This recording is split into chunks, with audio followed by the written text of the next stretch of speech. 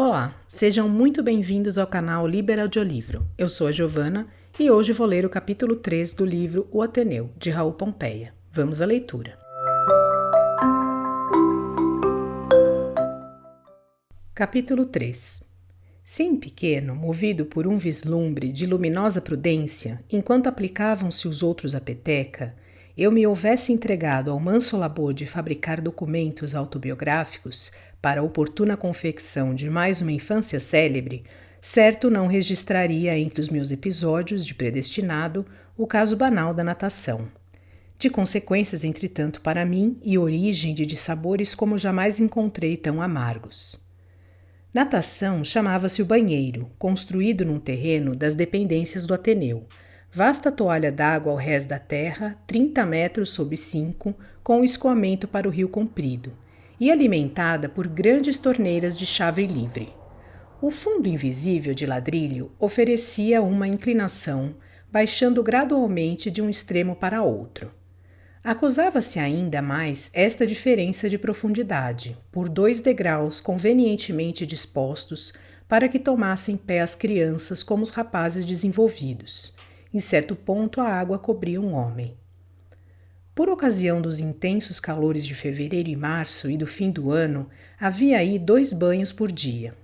E cada banho era uma festa, naquela água gorda, salobra da transpiração lavada das turmas precedentes, que as dimensões do tanque impediam a devida renovação.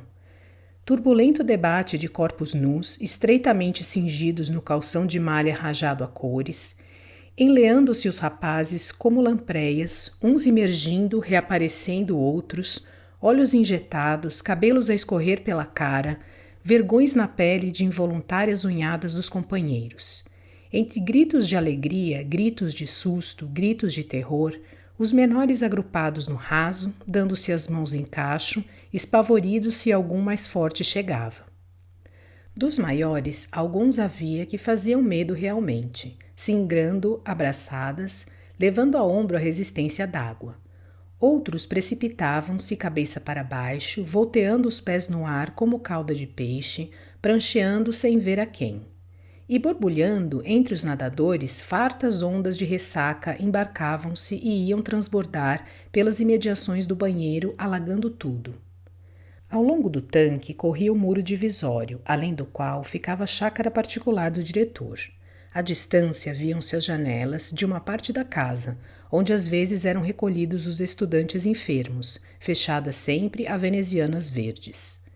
Trepada ao muro e meio escondida por uma moita de bambus e ramos de era, vinha Ângela, a canarina, ver os banhos da tarde.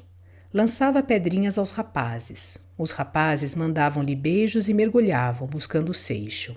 Ângela, torcendo os pulsos, reclinando-se para trás, ria perdidamente um grande riso, desabrochando em corola de flor através dos dentes alvos. Ao primeiro banho, amedrontou-se a desordem movimentada. Procurei o recanto dos menores. Determinava a disciplina a divisão dos banhistas em 3 turmas conforme as classes de idade. Mas o descuido da fiscalização permitia que as turmas se confundissem e o inspetor de serviço, com a varinha destinada aos retardatários, vigiava afastado, de sorte que ficavam expostos os mais fracos aos abusos dos marmanjos, que as espanadas d'água cobertavam. Mal tinha eu entrado, senti que 2 mãos, no fundo, prendiam-me o tornozelo, o joelho. A um impulso violento caí de costas. A água abafou-me os gritos, cobriu-me a vista. Senti-me arrastado. Num desespero de asfixia, pensei morrer. Sem saber nadar, vi-me abandonado em ponto perigoso, e bracejava à toa, imerso, a desfalecer, quando alguém me amparou. Um grande tomou-me ao ombro e me pôs à borda, estendido, vomitando água. Levei algum tempo para me inteirar do que ocorrera.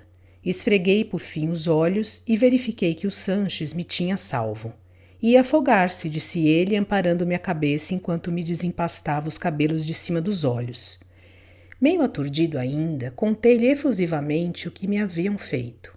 Perversos, observou-me o colega com pena e atribuiu a brutalidade a qualquer peste que fugira no atropelo dos nadadores, desvelando-se em solicitudes por tranquilizar-me.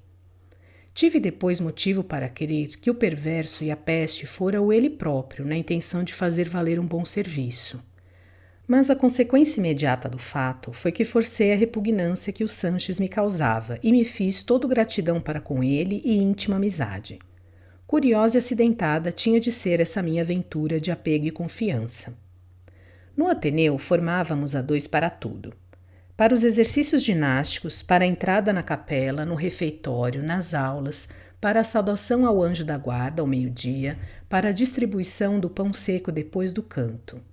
Por amor da regularidade da organização militar, repartiam-se as 300 de alunos em grupos de 30, sob o direto comando de um decurião ou vigilante. Os vigilantes eram escolhidos por seleção de aristocracia, asseverava Aristarco. Vigilante era o Malheiro, o herói do trapézio. Vigilante era o Ribas, a melhor vocalização do Orfeão. Vigilante era o Mata, mirrado, corcundinha, de espinha quebrada, apelidado Mascate, melífluo no trato, nunca punido ninguém sabia por quê, reputação de excelente porque ninguém se lembrava de verificar que, entretanto, Rabelo apontava como chefe da polícia secreta do diretor. Vigilante o Saulo, que tinha 3 distinções na instrução pública. Vigilante Rômulo, mestre Cook, por alcunha, uma besta, grandalhão, último na ginástica pela corpulência bamba, último nas aulas, dispensado do Orfeão pela garganta rachada de requinta velha, mas exercendo no colégio, por exceção de saliência, na largura chata da sua incapacidade, as complexas e delicadas funções de zabumba da banda. Não sei se esse jeito particular para o bombo, fórmula musical do anúncio, não sei se uma célebre herança que Rômulo esperava de afortunados parentes, verdade é que entre todos fora Rômulo, apurado por Aristarco, para o invejável privilégio de seu futuro genro.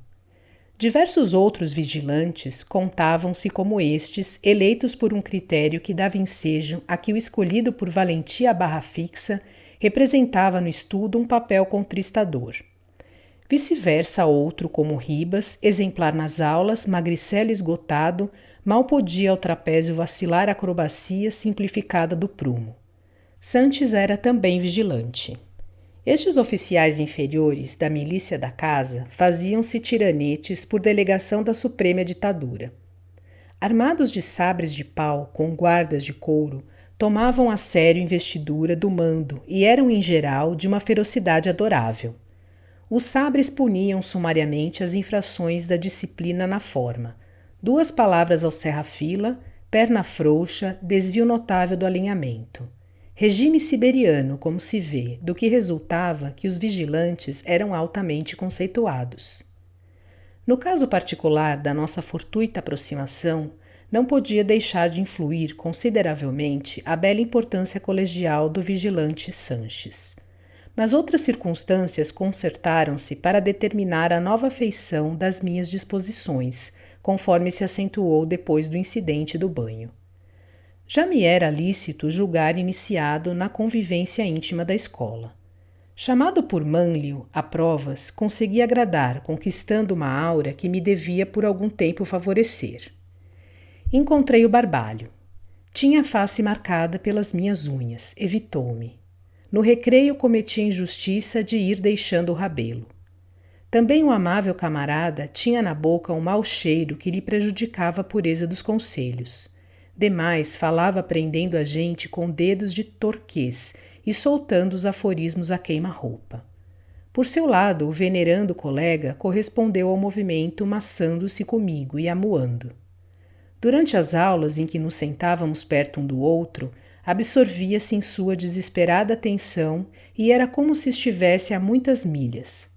Se todavia por imprescindível necessidade tinha de me falar, então dirigia-me a palavra com a habitual afabilidade de jovem cura. Estava aclimado, mas eu me aclimara pelo desalento, como um encarcerado no seu cárcere. Depois que sacudi fora a tranca dos ideais ingênuos, sentia-me vazio de ânimo. Nunca percebi tanto a espiritualidade imponderável da alma. O vácuo habitava-me dentro. Premia-me a força das coisas. Senti-me acovardado. Perdeu-se a lição viril de Rabelo, prescindir de protetores. Eu desejei um protetor, alguém que me valesse naquele meio hostil e desconhecido e um valimento direto mais forte do que palavras. Se não houvesse olvidado as práticas, como a assistência pessoal do Rabelo, eu notaria talvez que pouco a pouco me ia invadindo, como ele observara, a efeminação mórbida das escolas. Mas a teoria é frágil e adormece como as larvas friorentas quando a estação obriga. A letargia moral pesava-me no declive. E como se a alma das crianças, à maneira do físico, esperasse realmente pelos dias para caracterizar em definitivo a conformação sexual do indivíduo, sentia-me possuído de certa necessidade preguiçosa de amparo, volúpia de fraqueza e rigor imprópria do caráter masculino. Convencido de que a campanha do estudo e da energia moral não era precisamente uma cavalgata cotidiana, animada pelo clarim da retórica como nas festas e pelo verso enfático dos hinos, entristeceu-me a realidade crua. Desiludi-me dos bastidores da gloriosa parada, vendo-a pelo avesso. Nem todos os dias do militarismo enfeitam-se com a animação dos assaltos e das voltas triunfais. Desmoralizava-me o ramerrão estagnado da paz das casernas, o prosaísmo elementar da faxina. Com esta crise do sentimento, casava-se o recreio que me infundia o microcosmo do Ateneu. Tudo ameaça os indefesos. O desembaraço tumultuoso dos companheiros à recreação, a maneira fácil de conduzir o trabalho pareciam-me traços de esmagadora superioridade. Espantava-me a viveza dos pequenos, tão pequenos alguns. O braço do Sanches vinha assim salvar-me, segunda vez de submersão, acudindo na vertigem do momento. Eu não estudava. A minha conta era, entretanto, regular, por um concurso de elementos eventuais. Direitos da recente matrícula, a benevolência, a minha recomendação ao professor Manlio, com os retalhos alinhavados da ciência anterior. Mantinha-me em satisfatória média, mas o risco da decadência era constante. O método constituía o pior obstáculo. Sem o auxílio de alguém mais prático, estava perdido. Sanches havia, sem dúvida, de valer-me com a sua capacidade de grande estudante, sobretudo com a boa vantagem insinuativa que desinteressadamente manifestava. Sem falar no proveito que rendia esta afeição, empunhando por meu favor o terrível sabre de vigilante, com guardas de couro. Com efeito, não tardou que ele me desse a mão, como a Minerva benigna de Fenelon. Entrei pela geografia, como em casa minha. As anfractuosidades marginais dos continentes desfaziam-se nas cartas por maior brevidade do meu trabalho. Os rios dispensavam detalhes complicados dos meandros e afluíam-me para a memória, abandonando o pendor natural das vertentes. As cordilheiras, imensa tropa de amestrados elefantes, arranjavam-se em sistemas de ortografia facílima. Reduzia-se o número das cidades principais do mundo, sumindo-se no chão para que eu não tivesse de decorar tanto nome. Arredondava-se a cota das populações, perdendo as frações importunas com prejuízo dos recenseamentos e maior gravame dos úteros nacionais. Uma mnemônica feliz ensinava-me a enumeração dos estados e das províncias. Graças à destreza do Sanches, não havia incidente estudado da superfície terrestre que se me não colasse ao cérebro como se fosse minha cabeça por dentro o que é por fora a esfera do mundo. A seu turno, a gramática abria-se como um cofre de confeitos pela Páscoa. Cetim cor-de-céu e açúcar. Eu escolhia a bel prazer os adjetivos como amêndoas adocicadas pelas circunstâncias adverbiais da mais agradável variedade. Os amáveis substantivos. Voavam-me à roda próprios e apelativos, como criaturinhas de alfenim alado. A etimologia, a sintaxe, a prosódia, a ortografia, 4 graus de doçura da mesma gustação. Quando muito, as exceções e os verbos irregulares desgostavam-me a princípio, como esses feios confeitos crespos de chocolate, levados à boca, saborosíssimos. A história pátria deliciou-me enquanto pôde. Desde os missionários da catequese colonizadora que vinham ao meu encontro, com a Anchieta, visões de bondade, recitando escolhidas estrofes do Evangelho das Selvas, mandando adiante coroados de flores pela estrada larga de areia branca, os columins alegres aprendizes da fé e da civilização, acompanhados da turba selvagem do gentil cor de casca de árvores, emplumados, sarapintados de mil tintas, em respeitosa contrição de fetichismo domado, avultando o seio do fundo da mata escura como uma marcha fantástica de troncos. Até as eras da independência, evocação complicada de sarrafos comemorativos das alvoradas do rócio e de anseios de patriotismo infantil. Um príncipe fundido, cavalgando uma data, mostrando no lenço aos povos a legenda oficial do Ipiranga.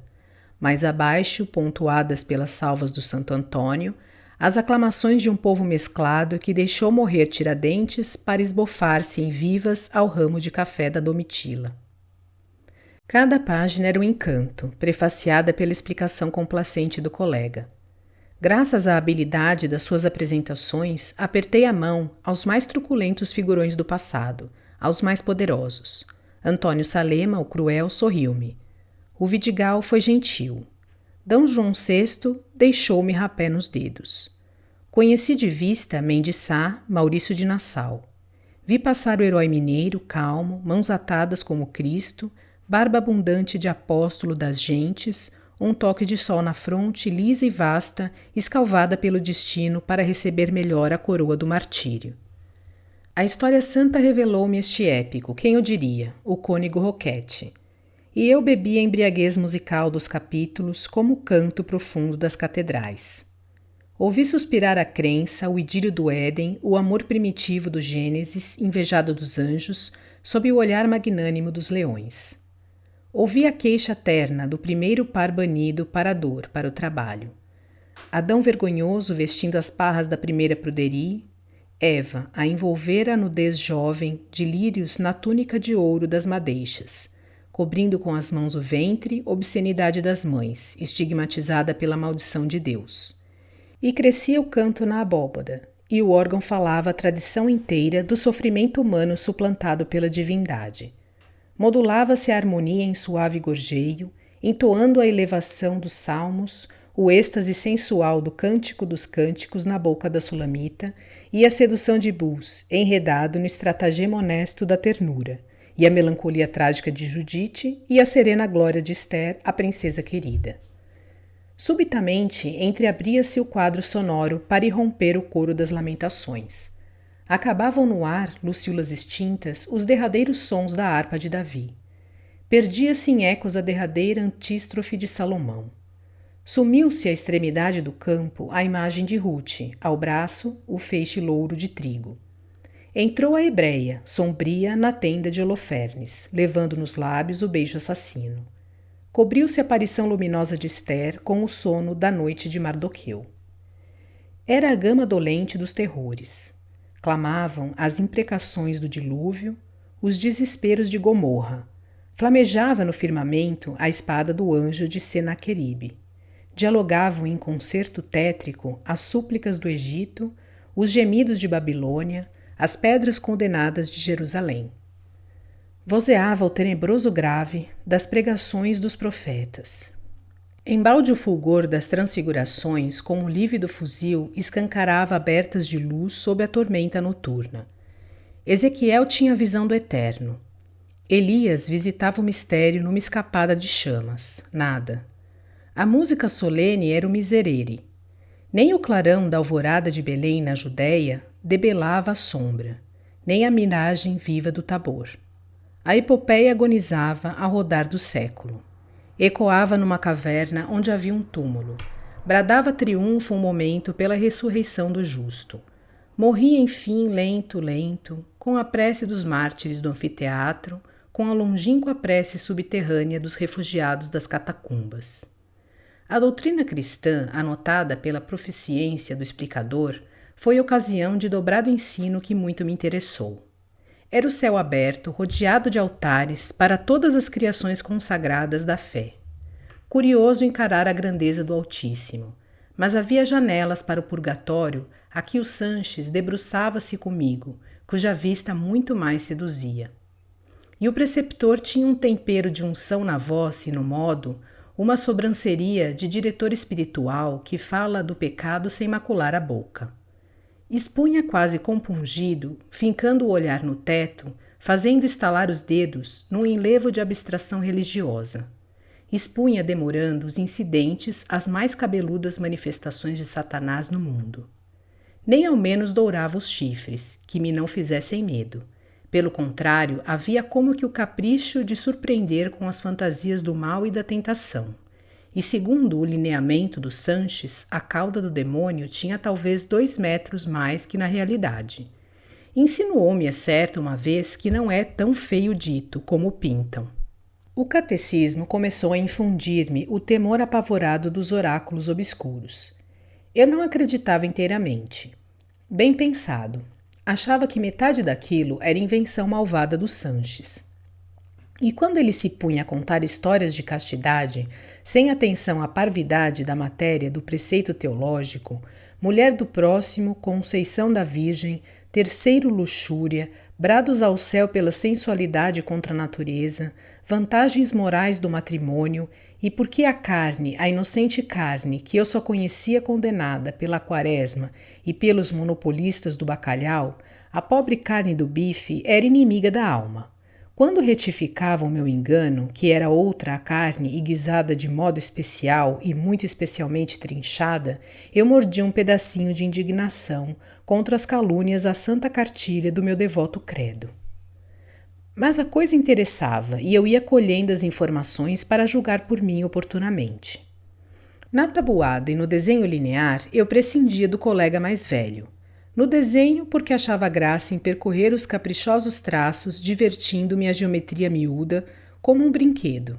Na tabuada e no sistema métrico, porque perder as esperanças de passar de medíocre como ginasta de cálculos e resolvera deixar a Maurílio ou a quem quer que fosse o primado das cifras. Em 2 meses tínhamos vencido por alto a matéria toda do curso. E com este preparo sorria-me o agouro de magnífico futuro, quando veio a fatalidade desandar a roda. Referi que Sanches me provocava uma repugnância de gosma. Depois do caso da natação, o reconhecimento predominou sobre a repulsa, e eu admiti as assiduidades com que de então por diante me quis beneficiar o companheiro. Afinal, porém, tornou-me a aparecer o afastamento instintivo que me separava do rapaz. Descrente da fraternidade do colégio, cuja personificação me representava o barbalho, eu temia o alvoroço do recreio. Conservar-me na sala das lições era uma medida de prudência. Estes intervalos regulamentares de descanso aproveitava-os para me adiantar no curso. Pois bem, durante estes momentos de aplicação excepcional em que ficávamos a sós, eu e o grande, definiu-se o fundamento da antipatia pressentida. A franqueza da convivência aumentou dia a dia, em progresso imperceptível. Tomávamos lugar no mesmo banco. Sanches foi se aproximando. Encostava-se depois muito a mim. Fechava o livro dele e lia no meu, bafejando-me o rosto com uma respiração de cansaço. Para explicar alguma coisa, distanciava-se um pouco. Tomava-me então os dedos e amassava-me até doer a mão, como se fosse argila, cravando-me olhares de raiva injustificada. Volvia novamente às expansões de afeto e a leitura prosseguia, passando-me ele o braço ao pescoço como um furioso amigo. Eu deixava tudo, fingindo-me insensível, com um plano de rompimento em ideia, embargado todavia pela falta de coragem. Não havia mal naquelas maneiras amigas. Achava-as simplesmente despropositadas e importunas, mas se me não correspondendo à mais insignificante manifestação da minha parte. Notei que ele variava de atitude quando o inspetor mostrava a cabeça à entrada da sala e quando pretendia informar-me de alguma disciplina transcendente. Então o mestre singular formalizava-se de gravidade severa e distante. Esta inconstância era o meu alarma. Foi afinal entretenimento. Eu perdia muitas vezes o fio da leitura para atender às artimanhas daquela novíssima comédia. Por um dia de muito calor, acabava ele de enunciar como um padre uma página de religião, os diversos atos de constrição, de atrição, de fé, de esperança, de caridade, quando propôs que eu los repetisse sentado aos seus joelhos. Achei inútil a comodidade e repeti a lição passeando pela sala. Que diabo! Aquele sujeito queria tratar-me definitivamente como um bebê. Com pouco mais lhe daria o excesso de extremos para me oferecer uma volta de coeiros. Que se ainda me vivesse no ânimo a bravura audaz que trouxera de casa, sem dúvida nenhuma há muito tempo que eu tinha despachado Sanches com a cartilha pelas ventas. Mas eu era outro, e a vontade vegetava tenra e dúctil como um renovo, depois do aniquilamento da primeira decepção. Fui transferindo o conflito. Às vezes a minha resistência passiva desapontava o preceptor. Ele encarava-me terrível e, como quem diz, perde a proteção de um vigilante, ou disfarçava a impertinência em riso amarelo numa abstrata expressão de fisionomia que era, aliás, o faces de uma ideia fixa. Os exercícios corporais efetuavam-se à tarde, 1 hora depois do jantar, hora excelente, que habituava a digestão a segurar-se no estômago e não escorrer pela goela, quando os estudantes se balançavam a barra fixa pelas curvas. Reconheci o belo campo das manobras quando lá fui pela primeira vez depois da matrícula. Tive saudade das flâmulas sobre o gramal verde. Mesmo, porém, desmontada a alegria de encomenda das festas, era um sítio ameníssimo o campo. Descoberto a todo o céu, parecia mais abundante de ar. Eu lá vingava os pulmões da compressão cerrada do regime interno. Fim dos exercícios, partia o professor Bataillard e, guardados por 2 inspetores, o Silvino e o João Numa, ou o João Numa e o velho Margal, venerando o inválido espanhol querido de todos, ou o Margal e o conselheiro, tínhamos os alunos um prazo de recreio até cair a noite. Uma vez, ao escurecer, passeando eu calado com o Sanches igualmente, vendo escapar o dia para além das montanhas, percebi que o meu companheiro balbuciava uma pergunta.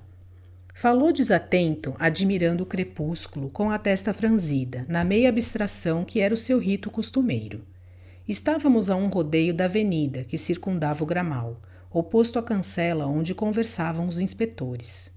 Os colegas jogavam a barra através da grama ou divertiam-se ao sol de monton em pontos afastados. Como não aprendi a pergunta, o Sanches repetiu. Escapou-me involuntário o riso. Abarbava-me a mais rara espécie de pretendente. Eu ria com franqueza, mas abismado. Era de uma extravagância original aquele Sanches. Hoje ele é engenheiro, em uma estrada de ferro do sul, um grave engenheiro. Vendo que não nos podíamos entender, meteu entre nós o esplendor da tarde e resolvemos o embaraço, concordando ambos num parecer unânime a respeito. Durante os dias que se seguiram, Sanches esteve frio. Tive medo de perdê-lo.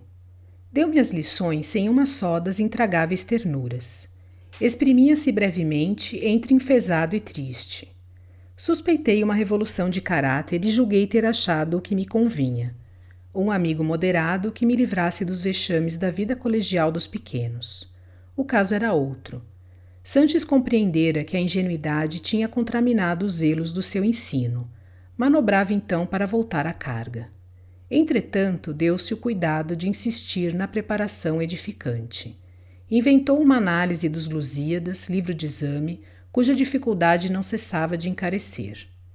Guiou-me ao canto 9, como a uma rua suspeita.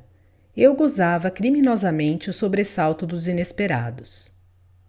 Mentor levou-me por diante das estrofes, rasgando na face nobre do poema perspectivas de bordel a fumegar alfazema. Bárbaro. Havia um trajo de modéstia sobre a verdade do vocábulo. Ele rasgava as túnicas de alto a baixo, grosseiramente. Fazia do meneio grácil de cada verso uma brutalidade ofensiva. Eu acompanhava-o sem remorso. Reputava-me vagamente vítima e me dava crueldade submisso, adormecido na vantagem da passividade. A análise aguilhoava as rimas passavam, deixando a lembrança de um requebro imprudente, e o ar severo do Sanches imperturbável. Tomava cada período, cada oração altamente, com o ademã sisudo do anatomista, sujeito, verbo, complementos, orações subordinadas, depois o significado zás, um corte de escalpelo, e a frase rolava morta, repugnante, desentranhando-se em podridões infectas. Iniciou da mesma forma um curso pitoresco de dicionário. O dicionário é o universo. Gaba-se de esclarecimento, mas atordou à primeira vista como a agitação das grandes cidades desconhecidas. Encarreirados nas páginas consideráveis, os nomes seguem estranhamente com a numerosa prole dos derivados, ou sós, petimetre, faceiros, os galicismos, vaidosos dandes os de proveniência albiônica. Molestam-nos com a maneira desdenhosa porque os não conhecemos. As significações prolongam-se intérminas, entrecruzam-se em confusa rede topográfica. O inexperiente não conquista um passo na imensa capital das palavras. Sanches estava feito. Penetrou comigo até os últimos albergues da metrópole, até a cloaca máxima dos termos chulos. Descarnou-me em caricatura de esqueleto a circunspeção magistral do léxicon, como poluíra a elevação parnasiana do poema. Eu me sentia amesquinhado sob o peso das revelações. Causava terror aquela sabedoria de coisas nunca sonhadas. O honrado diretor espiritual percebeu que havia agora um ascendente de domínio que me curvava. Olhava-me então de frente e tinha ousados risos de malícia. Depois dos dias de reserva, chegou-se de novo com uma segurança de possuidor forte. Eu andava num deplorável desmantelo de energia. Rabelo, de vez em quando, acabrunhava-me através dos óculos azuis, com um olhar de desprezo ou condolência ainda mais aviltante. Meu pai vinha ver-me todas as semanas. Eu mostrava os prêmios de aplicação, conversava de casa, o resto calava. Sempre desconfiado e receoso dos outros, o meu companheiro era quase exclusivamente Sanches. Sempre juntos eu e ele. Sabia-se no Ateneu que ele era meu explicador. Supunham até que pago. Não causavam estranheza nossas relações. Contudo, Sanches, como os mal-intencionados, fugia dos lugares concorridos. Gostava de vaguear comigo à noite antes da ceia, cruzando 100 vezes o pátio de pouca luz, cingindo-me nervosamente, estreitamente até levantar-me do chão. Eu aturava, imaginando em resignado silêncio o sexo artificial da fraqueza que definira Rabelo. Estimulado pelo abandono, que lhe parecia sentimento tácito, Sanches precipitou um desenlace. Por uma tarde de aguaceiro, errávamos pelo saguão das bacias, escuro, úmido, recendendo ao cheiro das toalhas mofadas e dos ingredientes dentifrícios, solidão favorável multiplicada pelos obstáculos à vista, que ofereciam enormes pilares quadrados em ordem a sustentar o edifício, quando, sem transição, o companheiro me chegou a boca ao rosto e falou baixinho. Só a voz, o simples som covarde da voz, rastejante, colante, como se fosse cada sílaba uma lesma, horripilou-me feito o contato de um suplício imundo. Fingi não ter ouvido, mas houve intimamente a explosão de todo o meu asco por semelhante indivíduo, e muito calmo, desviando apenas a vista, pretextei a falta de um lenço que me indefluxara a friagem e fui buscá-lo. Fora da zona magnética em que me cativava o bom amigo, concertaram-se os meus instintos sopitados de revolta e Sanches passou a ser um desconhecido. Sacrificava-se de golpe o amigo, o explicador e o vigilante, um rasgo de heroicidade. Ao primeiro encontro depois do rompimento, o homem viu que estava tudo acabado. Andou a rondar-me temperando o olhar com um brilho de facadas. A ocasião é que não era melhor para o conflito. Conveniências do ensino tinham feito dividir-se em 2 turmas a aula do professor Mânlio, e eu fora incluído na seção confiada ao Sanches como auxiliar idôneo. A consequência foi o que devia ser. Maltratado e condenado pelo ajudante, provando mal em razão do sobressalto no exame de verificação a que me sujeitou o professor, desmoralizado em repreensão solene com o grande regozijo do Sanches, jurei vingança. Escandalizaria o mundo com uma vadiação sem exemplo. Percorrer a matéria toda em rápida antecipação de estudo. Isto, porém, não bastava. Bastasse, foi o meu lema. E toca desandar. Fiquei abaixo do Barbalho, aliás, fora de classificação decente. Fiquei abaixo do Álvares. Fui o último da aula, resultado razoável para emprego de uma energiazinha que despontava. Ao mesmo tempo, como os filósofos atribulados, busquei a doce consolação dos astros. Aristarco iniciara um curso noturno de cosmografia. Estrelas era com ele, o nobre ensino. Nenhum professor, sob pena de expulsão, abalançava-se a intrometer-se nas 11 varas da camisola de astrólogo. E vissem-no à janela, indicando as constelações, impelindo-as através da noite com o pontudo dedo. Nós, discípulos, não víamos nada, mas admirávamos. Bastava ele delinear sabiamente um agrupamento estelino às alturas para cada um de nós por seu lado ficar mais aquó, e voava fugindo a poeira fosforescente. Quanto a mim, o que sobretudo me maravilhava era a coragem com que Aristarco fisgava os astros, quando todos sabem que apontar estrelas faz criar verrugas. Uma vez, muito entusiasmado, o ilustre mestre mostrou-nos o Cruzeiro do Sul. Pouco depois, cochichando com o que sabíamos de pontos cardeais, descobrimos que a janela fazia frente para o norte. Não atinamos. Aristarco reconheceu o descuido, não quis desdizer-se. Lá ficou a contragosto o cruzeiro estampado no hemisfério da estrela polar. Eu tomei amor às coisas do espaço e estudava profundamente a mecânica do infinito pelo compêndio de Abril. Para as noites brumosas, Aristarco tinha os aparelhos, uma infinidade de maquinismos do ensino astronômico, exemplificando o sistema solar, a teoria dos eclipses, a gravitação dos satélites, as esferas concêntricas terrestre e celeste, a de dentro de cartão lustrado, a de fora de vidro. Um atravancamento indescritível sobre a mesa de estrelas e arames torcidos, rodas dentadas de latão, lâmpadas frouxas de nafta parodiando o sol. Aristarco dava a manivela e girava tudo. Com um pincenés grosso de tartaruga à ponta do nariz, dominava o tropel dos mundos. Vem, dizia, explicando a natureza, vem a minha mão aqui? Mostrava a mão direita ao realejo, bela manopla, felpuda de fazer inveja a Esaú.